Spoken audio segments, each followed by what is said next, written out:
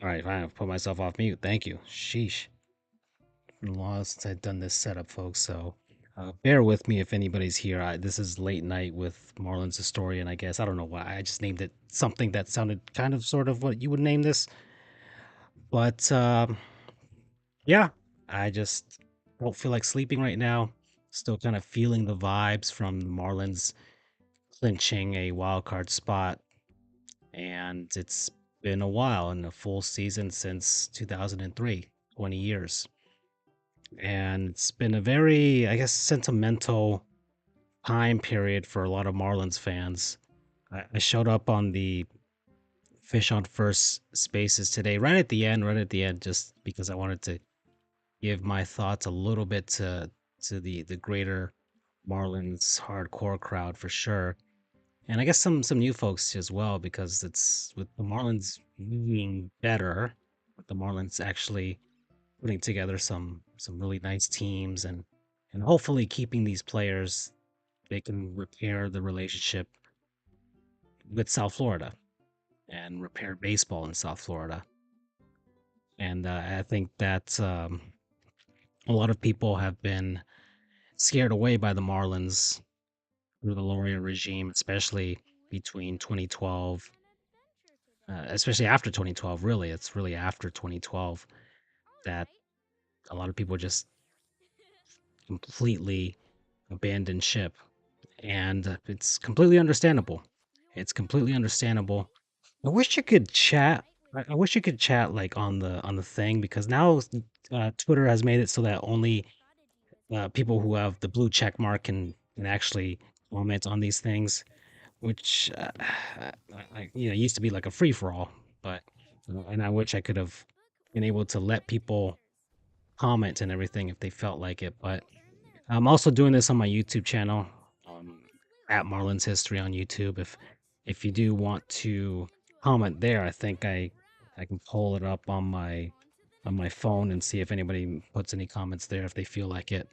It's been soft launch YouTube channel. I haven't really posted anything of note, but I am researching for some stuff. So hopefully I can have some off season content for folks and make some mediocre as far as quality. I don't know. I have to really the video editing. The research is going to be as top notch as I can get it because I do want to be completely top notch with that, but I'm still working with this whole video editing thing that I haven't done in quite a while. But all right, back to the topic at hand. And hey, MIA Sports Minute, what's up? I see that you have joined as well. There's a lot of people. There's a few people here that are up late with me, but I'm feeling very sentimental over the last few days and really this week. This week has been a whirlwind for Marlins fans with the entire wild card race finally clinching it. The debacle that happened in Queens, in New York,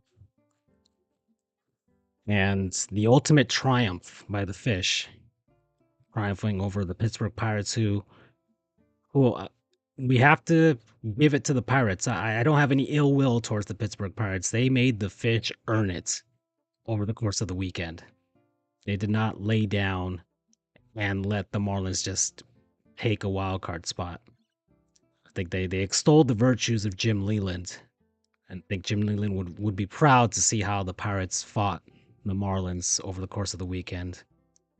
But yeah, seeing how many people have responded to things that I've written, things that other people have written, followers, and across the spectrum of Marlins, the Marlins universe, right? From fans, players, staff.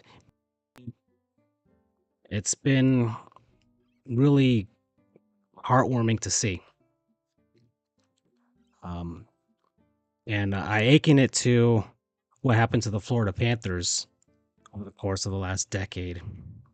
I um, was media member for the Florida Panthers back in starting in 2013. It's when I began covering the Panthers, going to press conferences, doing all the stuff that the boys like at Fish on First were doing back when they were Fish Stripes, really, and it was basically the same thing we were doing with SB Nation, but on the Panther side. So I was young. I was like in my early 20s, just like those guys are right now, and then I was like, oh, let's cover hockey, let's do this thing.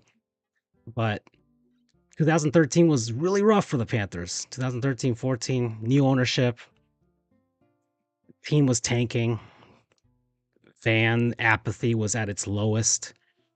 The hardcore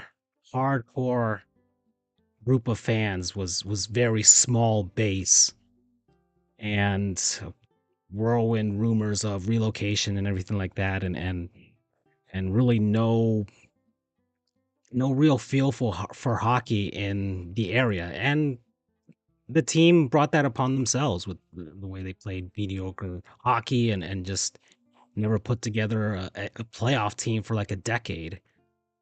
And slowly but surely, small improvements to the arena year by year, signing young players, drafting well, getting the staff, getting the coaching staff, and really making a commitment to spending and to winning. And suddenly, a decade later, the Panthers are one of the hottest tickets in town. A Stanley Cup run does very well for them, but the season prior, they had the best record in the entire NHL. They scored the most points by a team in like the last 25 years. And we hadn't seen hockey like that of that caliber in forever, or at all. And it did a lot to it was kind of like the exclamation point towards a decade of a lot of blood, sweat, and tears by the Florida Panthers to repair their relationship with South Florida and create a new generation of fans. And the Marlins are in this position right now. It's only the beginning, really.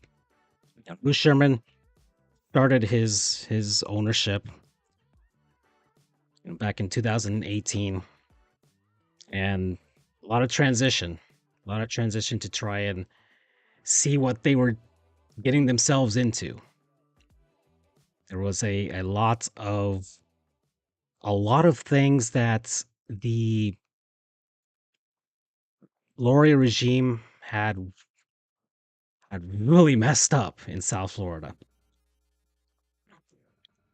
and it was going to take a lot of time for the Marlins to be able to the new regime to be able to fix all of that. Now, the whole thing with Derek Jeter, ultimately, I think it was a good thing that he left when he did. I don't, he's not really not cut out for this thing. I think he thought he was, but he wasn't. Usually, when players do that, they don't just jump right in like that. They'll work with assistant GM. They'll work their way up through learning the minor league system. They don't just jump in and no, I'm going to be the owner. I'm going to call the shots. And usually guys try and get more experience before doing that. And I think, but there were some good things. Ultimately, he was able to draw Kim Ang to be the general manager and have some historic hiring, but was not a token hiring. It was a legitimate she merit hiring that she had worked her way through the Yankee system. I think she worked for the Dodgers as well, through Major League Baseball itself, and then finally got the job, and long overdue for many people. And trying to rebuild this Marlins team has been rough. 2018 was a rough season. 2019 was a rough season. 2020 was an anomaly. We all know this. I think that as much as 2020 filled us with good spirits, that Marlins team over the course of a full season was not going to be that. So think, for example, this season, the Pittsburgh Pirates are the best team in baseball practically after like at the end of April. And if you had ended the season right there, they'd be in the playoffs. And you look at the Pirates, and it's like, okay, they fell back to earth. and I think that Marlins team would have fallen back to earth hard after 60 games, right? I think the 2021 version of the Marlins was probably what the 2020 version was going to be ultimately at the end. However, it was a start. It was something at least. It was a playoff appearance to finally get that monkey off the Marlins' back over 17 years, right? To just get that drought out of the way. And we all felt good about it. We all felt good about it. It was when I started this entire Marlins history thing. And I think a lot of people reacquainted themselves with baseball. Not a ton, not a ton. This is still the Marlins that we're talking about here. It's been a lot of losing that's kept people away, but some people reacquainted themselves with the sport at the very least in 2020. And you come into this season, Sandy's the Cy Young winner. You make some huge trades on Luis Arias for Pablo Lopez, and that was quite a swap. And it's one of the ones that we're gonna look back on. It's like, wow, that worked out for both sides, right? Arias wins the National League batting title. Pablo Lopez is basically the ace of the Minnesota Twins as they go into the playoffs as well. So it worked out in the end for both sides there. There was still a lot of question marks. The I don't think it was a matter of fans not really thinking that this team was going to be awful. They're just that they were not going to be good enough, right? But the season 2023, baseball in South Florida, I think, is finally seeing a resurgence after so many years. I honestly believe it started with the World Baseball Classic. The Marlins hosting every round and the final showed that baseball, the people here love baseball.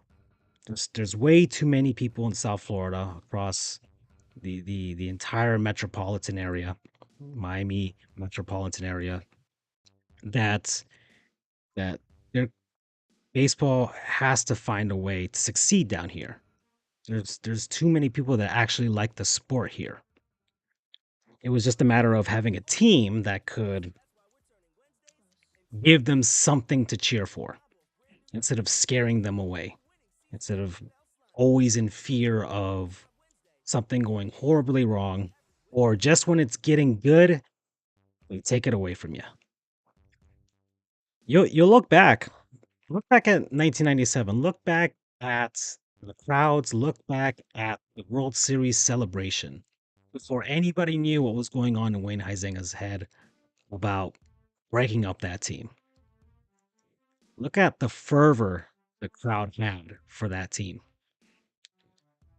That is something that just is hard to to replicate at times, but it's also hard to deny here in South Florida. People honestly, I honestly do believe people love the Marlins. The Marlins just need to find a way to love them back in a sense by giving them winning teams, giving them players that we can finally hoist a retired number and just be like, okay, that guy legitimately was Marlins lifer or something like that, or the equivalent of it. And we see Miguel Cabrera and him ending his career in Detroit, how beautiful they did that ceremony. I'm rambling here. This, of course, that's the title of this. It's rambling, but it was just the course of 2023. I felt like my fandom in baseball was made much stronger than it ever has been, and that was starting with that World Baseball Classic, the entire tournament, the turnout, the highest in that it's ever been, and the finish. The finish was as amazing as you could ever write it. But the tournament ends. The tournament eventually ends. All the players go back and the Marlins are the home team. You go into Lone Depot Park and it's them. And you go into the season, you're opening up against the New York Mets, and You lose immediately. It's like, okay, this is not this is all right. This is we're starting with this already.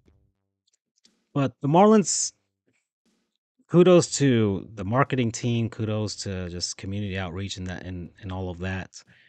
They are trying to tap into something down here, trying to tap into what makes South Florida, what South Florida likes, what South Florida identifies with. And I think going by, I think somebody had commented about, if they just have a different heritage night every game, they could draw a ton of people. But like the Marlins playing into the melting pots of South Florida works. It works a lot. We had Mexican Heritage Night, we had Bahamian Heritage Night, we had Nicaraguan Heritage Night, Venezuelan Heritage Night, Puerto Rican, Dominican. We even had like Team USA one, right? With that, which was essentially American Heritage Night. It does matter because people really do identify with where they came from or where their families came from, and the Marlins start tapping into that. I think every market's different. Uh, Another hockey example: the Nashville Predators. The Nashville Predators leaned super heavy into marketing towards like the country music and all that type of stuff, working with the Tennessee Titans and everything like that. And now they have an identity and and a connection to the area after years of struggling. But the Marlins are are working and trying to push a very big rock up a very big hill that was created by the rock was created by Wayne Huizinga and the giant hill was created by Jeffrey Loria. Two World Series championships a long time ago isn't enough to keep people around ultimately cannot when you ultimately cannot promise them that the good times are just going to keep on rolling. I don't know why my green screen is doing this, but whatever. So the crowds were small. The crowds were small to start the season. And I think Jeremy Taché, I think in a one of his Miami Mic'd Up episodes, was talking about it's the last couple series or the last homestand, especially against like the Milwaukee Brewers at the very last series, and how some Marlins staff were a bit perplexed, maybe a little disappointed that fans like they didn't have sellout crowds with the team on the brink of trying to make the wild card. And he was very truthful in what he said. Is just it's not just that you make the playoffs. It's not just you're a fringe wild card team. Um, it's just that they have to do it again, and they have to do it again after that, and then they have to get better, and then they have to reach a point where they are like the Tampa Bay Rays, or they make the leap like the Baltimore Orioles just did this season. Ultimately, that's the goal at the end. But it's a start. And to anybody that would be listening to this that works with the Marlins, if you're out there, I hope you're conversing a lot with the folks that help run the Florida Panthers, because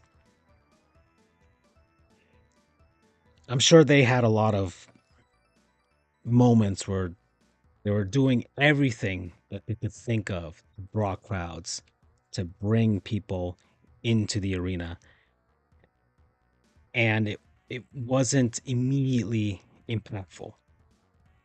One playoff appearance, okay, then a lull, then another playoff appearance, okay, and but it's still chipping away at it. You all right? You sign Jonathan Huberdeau, you sign Alexander Barkov, you sign Aaron Ekblad. Say, oh, wow, we actually have a core. We actually have a group of guys that are going to stick around for for 5, 6, 7, maybe even 8 years, right? And suddenly fans are like, "Oh, now I can buy the jersey for this player because I know he's not leaving next year."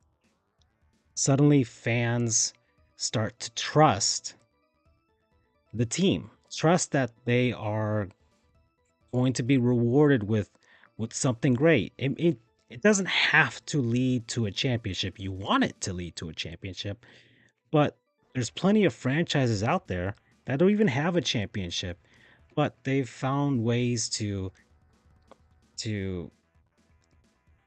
keep that fan interest, keep that fan fervor, and create generations of fans that will create other generations of fans.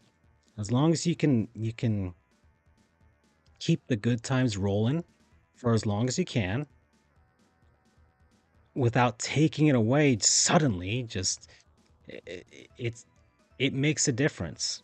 This is the first time that the Marlins have a group like this, and they make the playoffs very much very close to the a couple seasons later.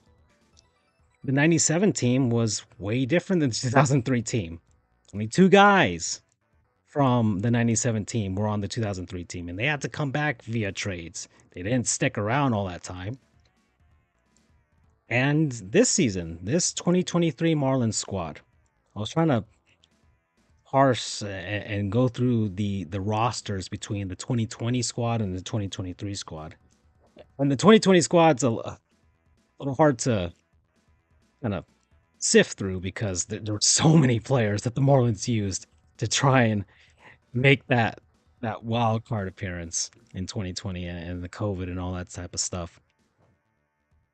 But we have Jazz. Jazz made his debut in 2020, and he's with the Marlins, and he was on the 2020 squad. He's on the 2023 squad as an actual star. Sandy, unfortunately, he's not going to be able to pitch, but Sandy was on the 2020 and 2023 team. Jesus Sanchez, also, he came up in 2020, and now he is still with the team in 2023. John Birdie is one of the longest tenured Marlins right now. He was on the 2020 squad. He's with the 2023 squad. He's one of those fan favorites. Those guys that they're not the superstars, they're not the stars. They're they're the grinders, but they're people that hey, John Birdie, we can connect with. He's been here for quite a while. Um, there's so when you start building that, it's like okay, all right. Hopefully, this leads to something next season. The follow up right now is really what I'm more interested in. The playoffs. Just enjoy the ride. Let's enjoy the ride. I don't know if the Marlins have what it takes to make the run that the Heat and the Panthers did. But I think everybody should not really be preoccupied with that because this is something that we should be savoring and enjoying for as long or short as it could last. But it's the follow up. What are you going to do to extend Luis Ariz? Will you keep Jorge Soler? Will you keep Josh Bell? And if you don't, what are you going to do to replace those guys? Because they have to keep rolling with this. Can't have an 84 win season, a wild card berth, and then get swept in 2 games and then go back to losing 85, 90 games next season. It's that that's hard. That's hard to stomach. That's hard to stomach for fans, but it's not easy. But it's gonna take some clever thinking. It's also what are we gonna do with Kim Eng? She's also a free agent once this season ends. How are the Marlins going to respond to not only just making the playoffs this season, but trying to sustain this good momentum? They cleared 1 million fans for the first time under the Sherman era. I can't even gauge. This is how insane things were under the Laurier regime that I can't even go back to attendance numbers and trust that those numbers are valid because David Sampson, ex-president of the team, has admitted that they made up numbers. But the Sherman era, you don't make up a 10K crowd. If you're gonna make it up, you're gonna try and aim higher like they did. All of what they did was a facade to show as if the Marlins were a successful team. All right, let's sign X player because he's a name. Michael Morse. Let's get him. This is my David Simpson. Let's get him. He's a name. He was on the Giants on the World Series. Like that. That was their thinking instead of getting players that fit the team that could actually do something and push that core because they had a core. That was the crazy thing. You didn't have to go out and get names like that when you have the core. You could have had good supplements instead of names that were guys that were essentially basically past their prime. So this Marlins team has a chance to do some things differently. And fans have responded in kind this year. 1 million fans, like a million 100,060 or something like that. 160,000. Something like that over the course of this entire season. It's a huge jump compared to last season. They had crowds of 20K for 12 games this season. They had 13 between 2018 and 2022. So they've done so much in one season that it's very commendable. I'm very happy for them, but this is just the beginning. It really is just the beginning. It's not they can't rest on their laurels at this point. The Marlins have to find a way to follow up with this. Am I saying make the playoffs? Look, this is an extreme example, but the Houston Astros made the playoffs in I think in 2015 and then missed it in 2016, but then came back in 2017 and became a juggernaut. We can we can kind of sort of acknowledge the insidious things they did in 2017, but it still became a team that became a juggernaut. So next season, it's if the team can be competitive and give people once again something to cheer for, it should be a good season in 2024. It should be good for the growth of baseball in South Florida down here. There's plenty of people, plenty of kids growing up playing baseball down here. I'm not worried about that, but it's about a connection to the team itself because the team should be the head of baseball culture in South Florida. The Major League Baseball team should be. Just like the Miami Dolphins are the head of football in South Florida. That's the pinnacle right there. The Marlins should be the pinnacle of baseball. It should be what every little kid should want to be Jesus Luzardo and grow up and dream to play for the Marlins. That's what we're looking for. That's what we're looking for as far as as returning that fervor. Everybody should gosh, I'm at a loss really here, but no, this season has meant a lot to me. It's meant a lot to me. Not just because of personal growth with like this account and everything like that. That's neither here or there. It's good. I'm happy. I'm happy for the folks that have been following me, and I'm very appreciative of all of that. But I've I realized that a lot of my relationships as far as like my family, everything, like baseball has facilitated a lot of that love, and the Marlins have been part of that. So I want I want that for everybody else. There's a ton of us now. We have kids, we have families, and we're trying to make that. And so it's about that. It's about bringing that finally to a point where it was.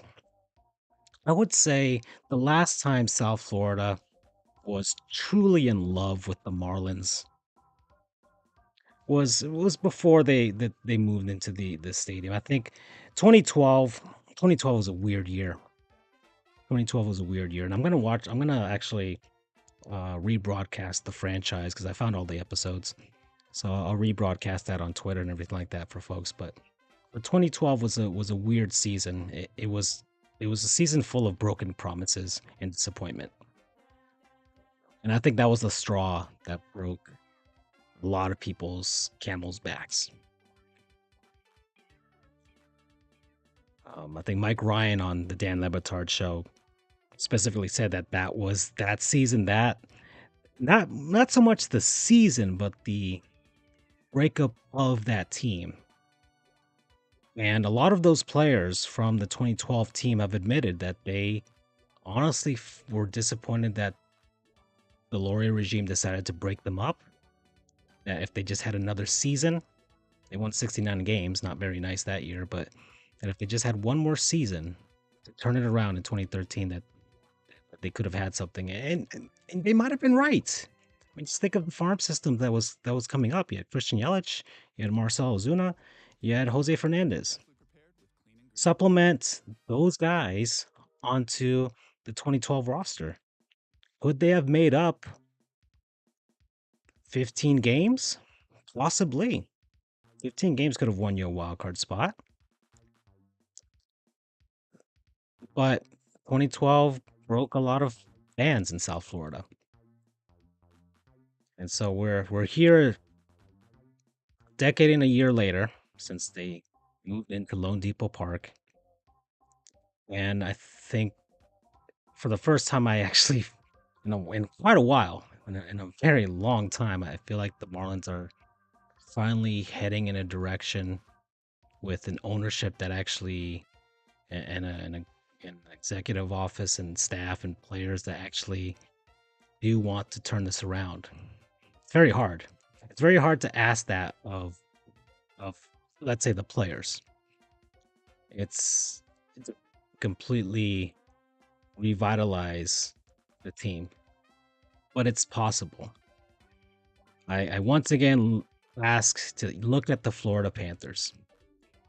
Those guys were coming into what was essentially no man's land for hockey. Jonathan Huberdeau, Alexander Barkov, Aaron Ekblad, they were drafted into it. But they fell in love with it. You bring back Roberto Luongo, who was already in love with South Florida. He made his home here. He was traded to Vancouver. He didn't even move his family up there. They stayed down here, right? They like you brought in players that were here to try and fix hockey culture in South Florida and had the makeup to want to do it. And they did it. They did it to the point where an upset young superstar player in a hotbed of hockey in Calgary, Alberta. They love hockey up there. They absolutely live, eat, sleep hockey. And he just wanted out. He wanted to go someplace else where they were dedicated to winning, right? And he's Florida. The Panthers have become a destination for hockey players. It was never that. It was only a destination for guys past their prime that wanted a cozy place to play one more season, collect a check, and retire. But now it's a destination. Players want to play for the Florida Panthers. Players want to live in South Florida. Players want love fans in South Florida. And I think the Marlins are in a prime location for that to happen. Look how many people move to South Florida now. You would think that so many, so many Latino players in Major League Baseball, a lot of them, like they've said, I think Sandy, a bunch of people that play for the Marlins are like, it's nice to to be close to home, just hour, 2 hour, 3 hour flight away from my home. And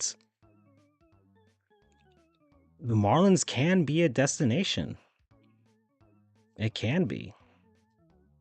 They have all the makings for it. They've got the ballpark, they've got the location.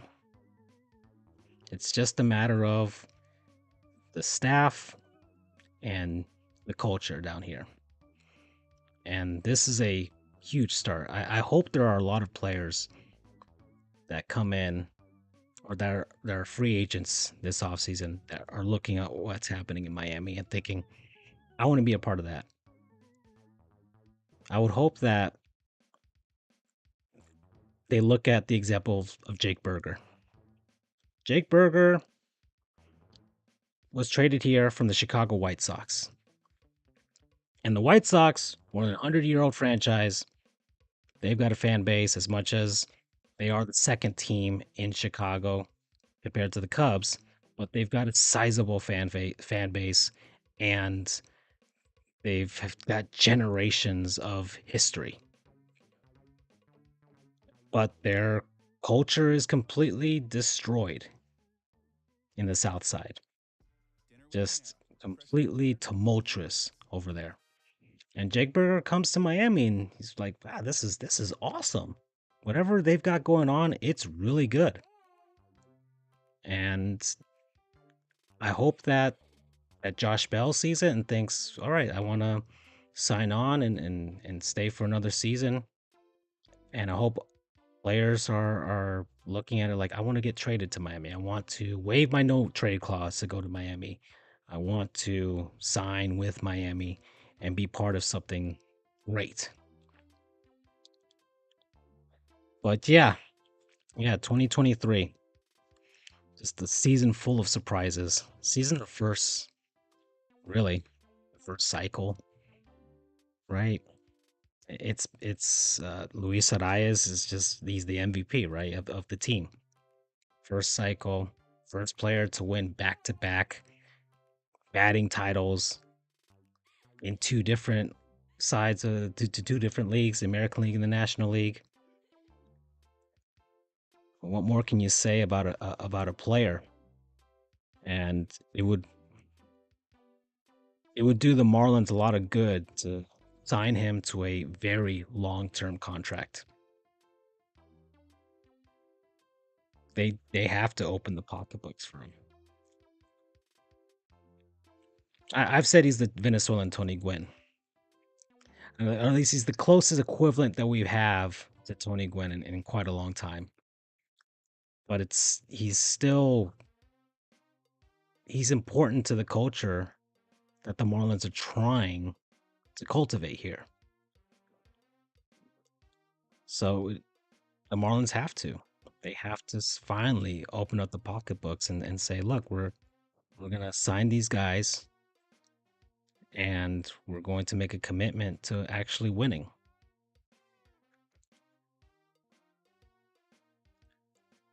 But I'm very happy for everybody. I hope everybody is happy. I hope everybody is is going to enjoy what's going to happen on Tuesday, regardless of the result. Savor it and yeah, I was gonna go through all of these stats and everything back here, but I kind of got all sentimental with everybody, so I'm not gonna do that now.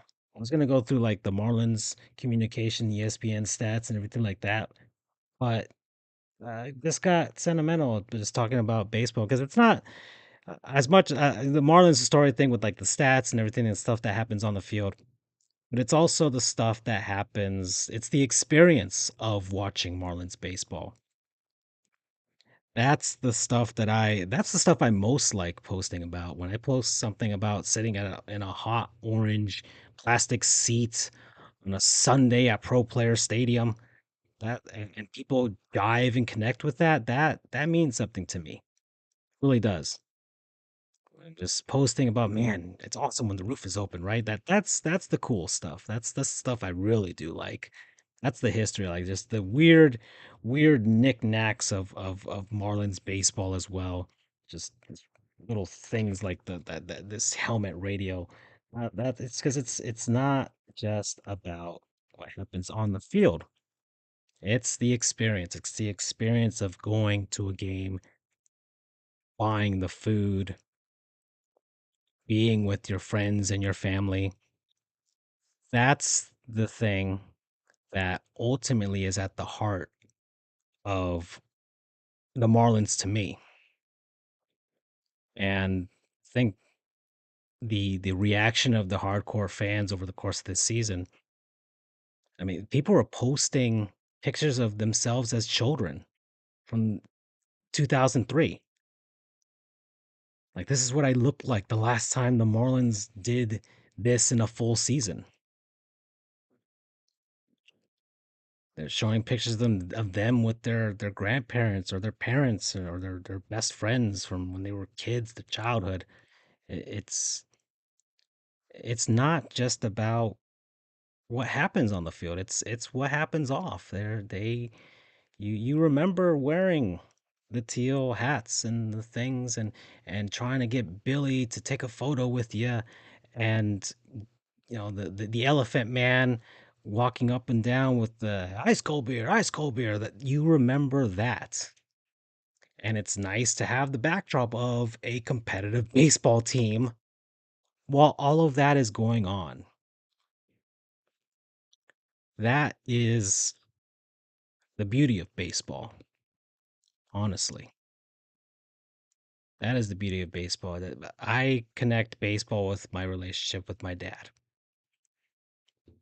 No, throughout the entire game yesterday, or the clinching game for the Marlins against the Pirates, pretty much almost every inning. My dad doesn't live down here in Miami with me, but almost every inning, I'm calling him and be like, "Okay, we got through that inning. Okay, here we go. All right, oh, good, good, good. Some insurance runs." Like, we were going back and forth through that experience. My sister told me today when I was telling her about this, and she's like, she's very happy for me. But she was telling me how my dad was screaming and yelling and cheering when the Marlins got that last out to clinch the playoff spot. I wish I could have seen it. I wish I was there to have seen it, but just knowing that that it made me so happy to my core, and seeing people post their reactions to the Marlins clinching. For other franchises, you're a Yankees fan or whatever, and you're looking at it, and it's like, man, act like you've been there before. Like, but we haven't. It's been a long time. It's been a very long time, and it's a and yes, it's a wild card appearance. It's the fifth seed in the National League, but it's finally the start of something after this. You're finally some water in this desert. Finally, some water in this desert. So I think that was the thing I was most happy to see, because it's that love that's man, no marketing team, uh, they can't plan for that. That's just something that's organic. That's organic. So I think I'll end it here. It's almost 1:30 where I'm at, and I hope everybody enjoys this playoff run. Go fish. Let's get wild. And who knows? Maybe South Florida gets a crack again at a title. Bye, everybody. Take care.